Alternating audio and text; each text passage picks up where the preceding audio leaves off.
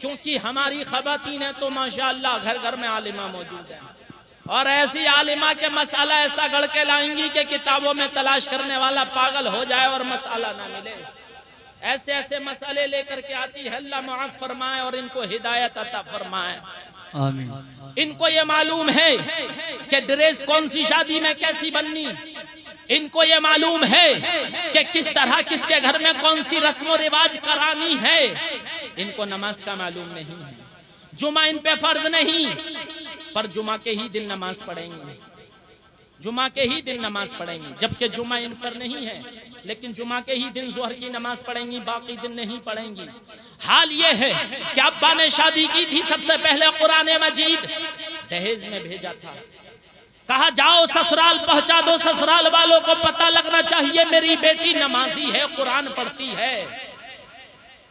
ससुराल वालों ने पता लगाया हमारे घर में आने वाली बहू नमाजी है कि नहीं, तो उस दौर में 5 वक्त की नमाजी, यहाँ तक के तहज्जुद भी पढ़ रही है, ताकि चर्चे हो जाएं कि हाँ मैं नमाजी हूँ, रिश्ता अच्छे घर में हो जाए। 100 में से 90 खातून ऐसी मिलेंगी कि शादी से पहले नमाजी और कुरान मजीद खूब पढ़ती थी और रोजा पूरा महीना रखती थी जिस तरह रखना चाहिए था, सिवाय उन रोजों के जो उज्र की वजह से नहीं रख सकती थी। लेकिन शादी के बाद न नमाज का पता है, न कुरान मजीद की तिलावत का पता है, न महीने के रमजान शरीफ के जो रोजे फर्ज है न उनका पता है। और किस चीज का पता है कि शादी आ गई तो सूट कैसा और बूट कैसा और चूड़ियां कैसी होनी चाहिए, बैग कैसा होना चाहिए। इन्हें ये मालूम है कि शादी वाले दिन कौन कौन सी रस्म होगी, तेल कितना पकाना है, हल्दी किस तरह लगनी है, सुरमा कौन लगाएगा, इनको मालूम है। इनको ये मालूम नहीं नमाज में फर्ज कितने। 100 खातूनों को बुला लो, पूछ लो नमाज में कितने फर्ज हैं, तो गिनाएंगी 2 फजर में है, 4 जोहर में, 4 असर में, 3 मगरिब में, 4 इशा में। इनको असल में वो फर्ज मालूम ही नहीं जो नमाज के अंदर है, जिनके बगैर नमाज होती ही नहीं है। नमाज के शराइत पूछो, किसी को मालूम नहीं। बस इनको ये मालूम है कि अगर इमाम साहब निकाह पढ़ाने आ गए और लाल जोड़ा और छल्ला और अंगूठी ना आई तो निकाह नहीं होगा। कौन सी किताब में पढ़ा मालूम ही नहीं, कहां से पढ़ के आई नहीं मालूम। क्यों हजरत है? ऐसा नहीं है। लड़की राजी, लड़का राजी, 2 गवाहों का होना जरूरी, कबूलियत हो गई, निकाह हो गया। ये जोड़े का जिक्र नहीं है, या अंगूठी और छल्ले का जिक्र नहीं है, पर बगैर छल्ले के और बगैर जोड़े के इमाम साहब को घर में घुसने ही नहीं देंगी इजाजत के लिए, ना गवाहों को घुसने देंगी कि नहीं इसके बगैर शादी होगी। ऐसी मनगढ़ंत कहानियां लेकर के आती हैं। सुनो, शहर मदीना है, मेरे नबी की बारगाह में कुछ यहूदियों की औरतें आई, आकर कहने लगी, ऐ मोहम्मद सल्लल्लाहु अलैहि वसल्लम, पढ़ो सल्लल्लाहु अलैहि वसल्लम, हम चाहती हैं कि आपकी दावत करें और साथ में आपकी बेटी खातून जन्नत फातिमा तो ज़हरा रज़ियल्लाहु ताला अन्हा की भी दावत करें। औरत को कैसा होना चाहिए सुनो। कहा आपकी दावत है और आपकी बेटी की भी फला तारीख में फला वक्त में तशरीफ लाना है। हकीकत में उन औरतों ने एक प्रोपेगेंडा, एक तरकीब तैयार की थी और इरादा ये था कि हम जानते हैं मोहम्मद अरबी की बेटी के पास एक जोड़ा फटा पुराना कपड़ा है और एक चादर है जिसमें 72 पैबंद लगे हुए हैं। जब उस हाल में हमारे घरों पर तशरीफ लाएंगी, हमारी महफिल में मजमे में आएंगी, तो हम सब खिल्ली उड़ाकर उनकी बेइज्जती करेंगे। माज़अल्लाह, उन्होंने ऐसा सोचा, दावत दे दी, मेरे नबी ने मंजूर फरमा ली। वो तारीख आई, हजरत खातून जन्नत रब की बारगाह में रोने लगी, मौला उन औरतों का इरादा क्या है मैं नहीं जानती, लेकिन मेरे अब्बू तेरे महबूब हैं। अगर मैं इस खस्ता हाल में उस मजलिस में गई, उस महफिल में औरतों की गई, तो तेरे अब्बू को लोग हिकारत की, मेरे अब्बू को लोग हिकारत की नजर से देखने लगेंगे। ऐ रब्बुल इज्जत, तू मेरी मदद फरमा, अपने हबीब की मदद फरमा। दुआ करती रही। इतने में एक शख्स आया और एक खूबसूरत लिबास देकर खातून जन्नत को चला गया। आपने उसको ज़ेबेतन किया और अपने अब्बू की बारगाह में पहुंच गई है। मुख्तारे कायनात में तैयार हूँ, चलें दावत में। हुजूर सल्लल्लाहु अलैहि वसल्लम मुस्कुराए और चल दिए। उन यहूदियों की औरतों की महफिल में पहुंचे। औरतें तैयार थी कि देखेंगे ये जो खातून आएंगी, जो मोहम्मद अरबी की बेटी है, फटा हुआ लिबास, 72 पैबंद वाली चादर ओढ़कर, हम पूरे शहर में उनकी बड़ी इज्जत लोगों से सुनते हैं। अब उनकी खिल्ली उड़ाएंगे, उनके सामने मजाक उड़ाएंगे। देखो वैसे कहती है मेरे अब्बू महबूबे परवरदिगार है, अल्लाह ने उन्हें किताब अता फरमाई है। लिबास तुम कैसा पहनी हो, तुम्हें तो लिबास भी मयसर नहीं, चादर कैसी ओढ़ी हो, तुम्हें तो मयसर भी नहीं, हम मजाक उड़ाएंगे। लेकिन खातूने जन्नत जैसे ही मजलिस में पहुंची, औरतें पीछे पीछे दौड़ रही हैं। खातूने जन्नत ये लिबास कहाँ से आया, ये जोड़ा कहाँ से आया? कहा मेरे अब्बा हुजूर बताएंगे कहाँ से आया, मेरे अब्बू से मालूम करो। औरतें पहुंची, कहा ए अल्लाह के रसूल बताइए तो सही, ये जो जोड़ा आपकी बेटी ने पहना हुआ है कहाँ से आया है? मेरे नबी इरशाद फरमाते हैं, खातूनो तुम जो चाहती थी कि मेरी बेटी की रुसवाई करो, उसकी मजाक उड़ाओ, उसकी खिल्ली उड़ाओ, अल्लाह को पसंद नहीं था।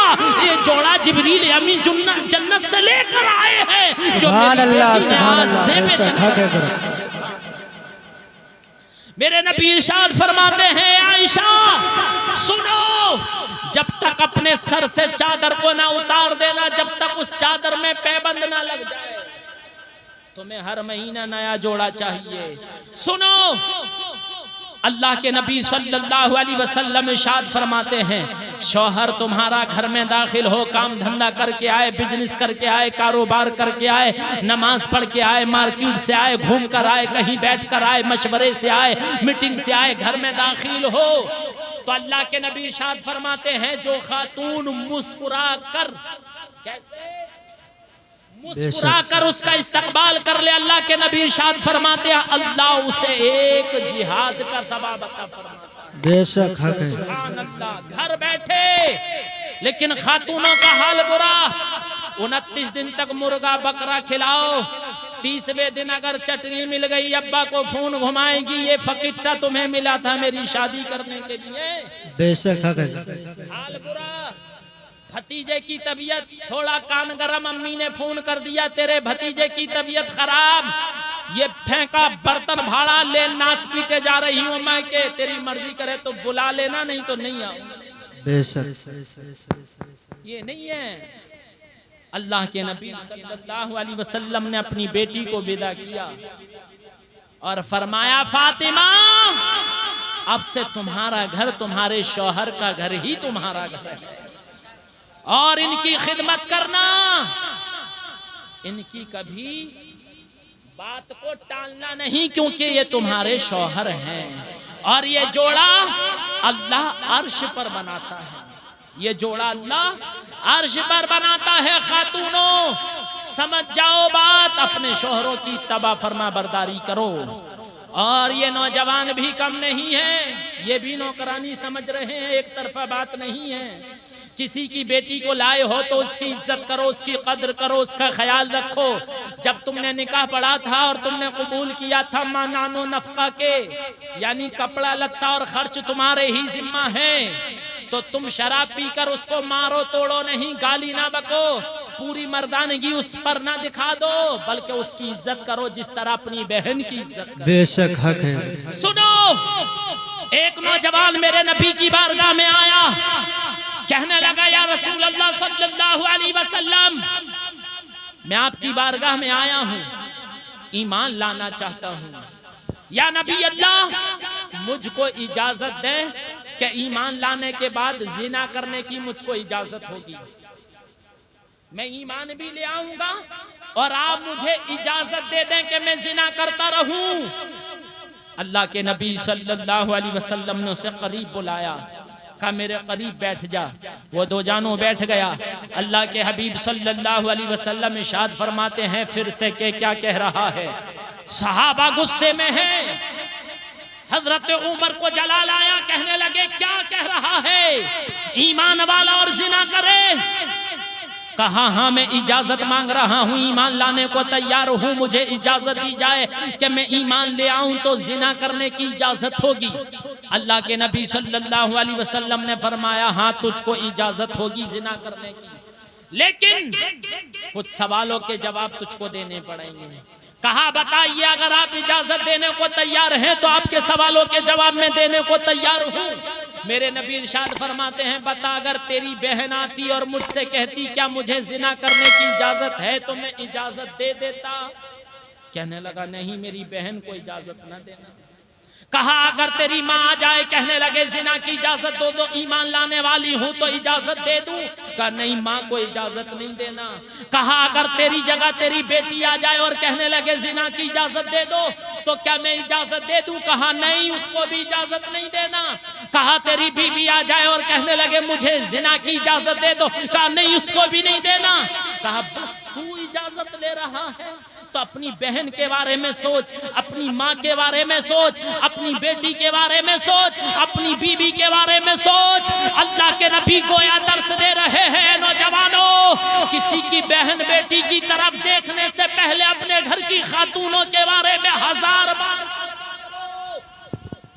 नौजवान कहने लगा अल्लाह के नबी आप सच फरमा रहे हैं, जिना बदकारी बुरी चीज है, बुरी चीज। जब मैं अपनी माँ के लिए इजाजत नहीं ले सकता, अपनी बेटी अपनी बहन अपनी बीवी के लिए इजाजत नहीं ले सकता तो अपने लिए क्यों। किसी की बहन बेटी के साथ बुरा करने से पहले अपने घर की खातूनों के बारे में सोच लिया करो तो इंशाअल्लाह तुम गुनाह करने से बाज आ जाओगे। और चुरा चुरा कर माँ बापों से खाने वालों सुनो, यही तेरा बूढ़ा बाप है जिसने अपने खून पसीने की कमाई से तुझको खाना खिलाया है, तुझको पानी पिलाया है, तुझे कांधे पर बिठा करके ईदगाह तक लेकर के गया है। पूरी जिंदगी की मेहनत की कमाई सिर्फ तुझ पे लगा दी है। जब से तू पैदा हुआ कर्ज उतरा ही नहीं। कभी तेरे लिए मकान बना रहा है, कभी तेरे लिए दुकान बना रहा है, कभी तेरे लिए कारोबार बना रहा है, कभी तेरे लिए कपड़ा खरीद कर ला रहा है, कभी खिलौने खरीद कर ला रहा है, कभी तेरे पसंद की मिठाइयाँ खरीद कर ला रहा है, कभी तेरे पसंद के लिए तेरी दुल्हन खरीद कर ला रहा है, तेरी पसंद के मुताबिक शादी भी रचा रहा है। और बहू क्या आ गई तू चुरा चुरा कर खा रहा है। बेशक चुरा चुरा कर खा रहा है। दुनिया के तमाम मेवे खा डाल, जब तक अल्लाह नहीं चाहेगा सेहत नहीं बन सकती। ये अल्लाह की जानिब से है, समझ लो बात को। माँ बाप की दुआ। नारे तकबीर, नारे रिसालत, नारे रिसालत, मसलके आला हजरत, मसलके आला हजरत। हजरत तशरीफ ले आए हैं माशाअल्लाह। और सुनेंगे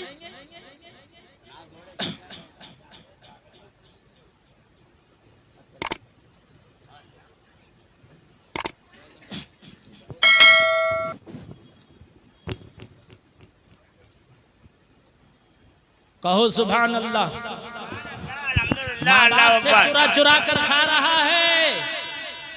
अम्मी से कहेगा अरे अम्मी, और सास से कहेगा अम्मी जी, अब्बू से कहेगा बुढ़ऊ कहाँ गए, कुछ काम नहीं करते, इन्होंने छोड़ा ही क्या कमाया ही क्या। और ससुर से कहेगा अब्बू जान, है ना। बहन को साल साल तक दरवाजे पर नहीं बुलाएगा और सालियों को बाइक पर बैठकर घुमाएगा। ये बिगड़ गया नौजवान, सुधरने की जरूरत है। अल्लाह के नबी फरमाते हैं तेरी माँ के कदमों में जन्नत है और बाप जन्नत का दरवाजा है, तू दोनों भूल गया। गोया तू जन्नत का पता भूल गया। अपने माँ बाप को राजी कर ले और सुधर जा, इन हरकतों से बाज आ जा। गाली और मुसलमान जिस जबान से नबी का नाम लेता है, दुरूद पाक पढ़ता है, कुरान पढ़ता है, अल्लाह की हम्दो सना करता है, उस जबान से गाली मुसलमान बकता है। जिस जबान से अजान पढ़ता है, तकबीर पढ़ता है, नमाज पढ़ता है, जिस जबान से नमाज जनाजा पढ़ता है, सुभान अल्लाह अल्हम्दुलिल्लाह कहता है, उस जबान को शराब में डुबोता है। मुसलमान का हाल यह है कि नमाजी, कुरान पढ़ने वाला, दुरूद पढ़ने वाला, कलमा पढ़ने वाला, सुभान अल्लाह अल्हम्दुलिल्लाह कहने वाला, अपने इस मुंह से फूंक भी डाल दे तो बीमार शिफा पा जाते हैं। क्यों?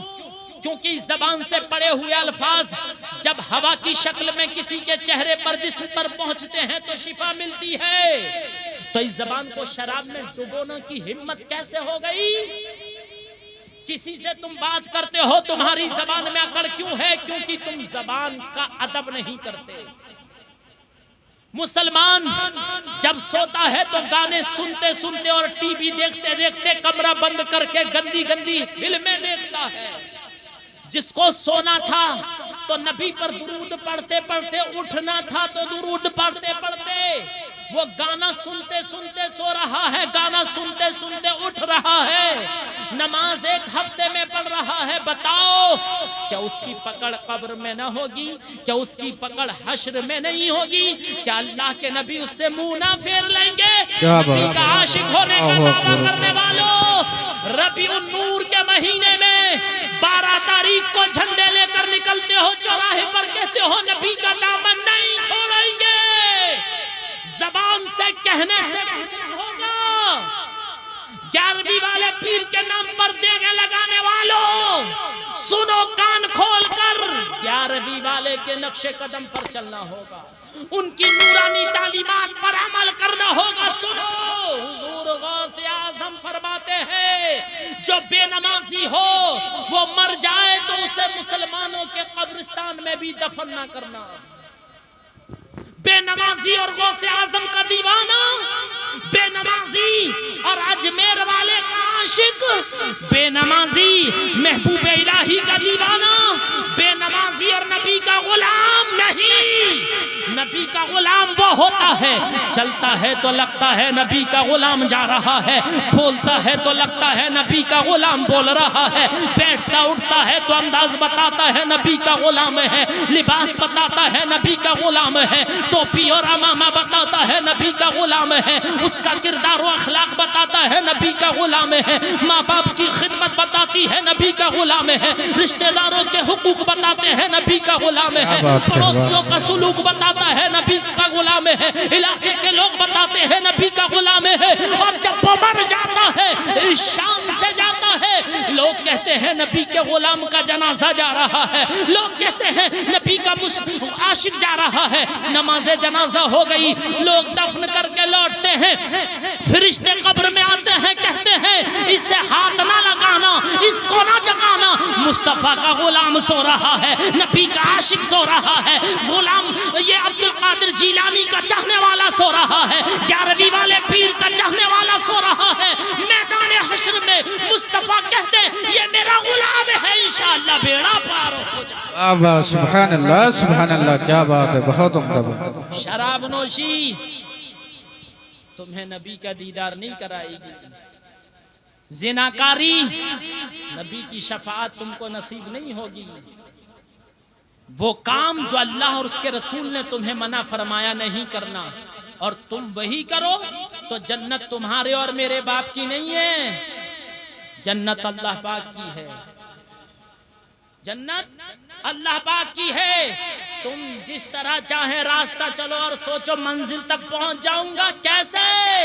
टेढ़ा मेढ़ा चलने वाला गिर जाता है, मंजिल तक नहीं पहुंचता।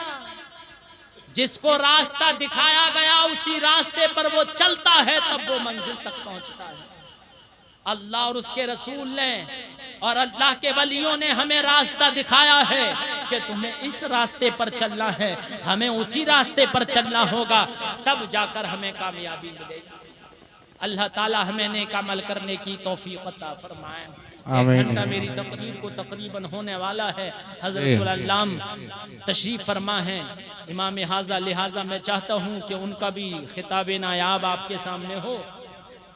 नंबर सबका आना चाहिए, क्योंकि आप लोगों ने खाना नहीं खाया है तो कहीं ऐसा